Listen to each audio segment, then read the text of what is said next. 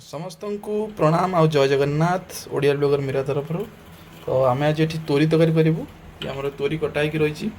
आपण मैंने तोरी माने जो माछ तोरी नुहे ये हूँ जन्नी भाया जन्नीर अल्टरनेटिव इे बहुत भाव में प्रचलित तो ये आम कड़ा ताती सारा तो चलो स्टार्ट कर नवा प्रथम ये जीरा पकई नवा तो जीरा ये बहुत भल भाव में फुटीगला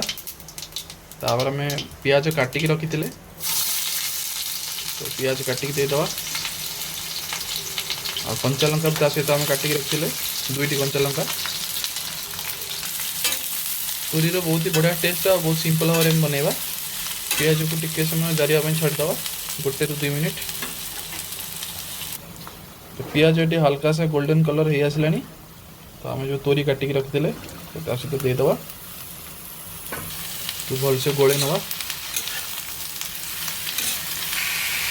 तो गोटे रु 1.5 मिनिट घोड़े नवा जो कंचापणटा बाहर जीव तो काढ़ी नवा ढांकण तो यहाँ हूँ हल्का हल्का टिके पानी बाहर तोरी ये आम घर ही मसला देदेवा सब आम हल्का टिके हल्दी गुंड देले लंका गुंड आ धनिया गुंड दवा तो आम ये जीरा देले जीरा को आम भाजिकी कुटिकी रखी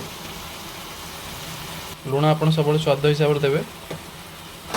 तो भल भाव मिक्स भाव में गोल नवा घर ही मसला बनइले कि बहुत ही टेस्ट लगे आमर गाँव जमी जन्नी तरकारी लगे जन्नी ठार ये बहुत टेस्ट लगे आ ये रुटी सहित आप खाईपर रुटी सहित ये भल लगे भात सहित भी खाईपर कि रुटी सहित ये बेसी भल लगे आउ टिके समय घोड़े नवा तो 2 मिनट पाखापाखि हो गला तो आम देखा ये तरकारी आमर मसला जो जरिला कौन है देखो तोरी आम पानी बाहर बिल्कुल आम पानी दे नथिले आ बहुत बढ़िया भाव में बढ़िया टेस्ट आ बढ़िया खुशबू आसुची रुटी सहित खाइबे एटा बहुत बढ़िया लगे या अल्प समय घोड़ा हम टिके समय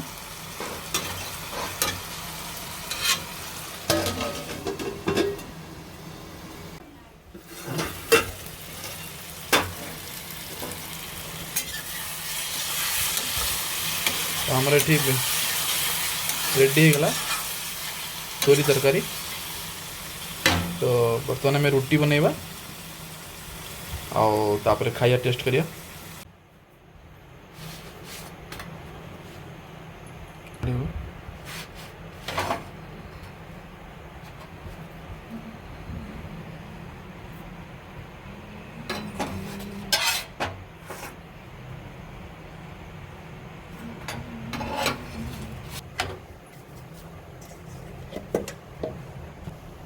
तो गोटे रुटी आमर हो जाए सेकेंड रुटीटा देखिए आम आपण मैंने आम रुटी के बढ़िया भाव फुलुची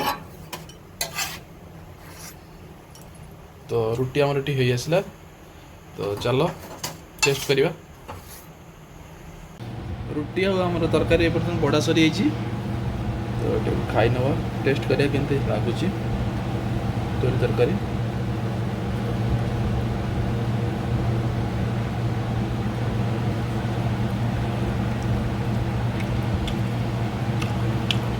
बहुत ही बढ़िया टेस्ट होती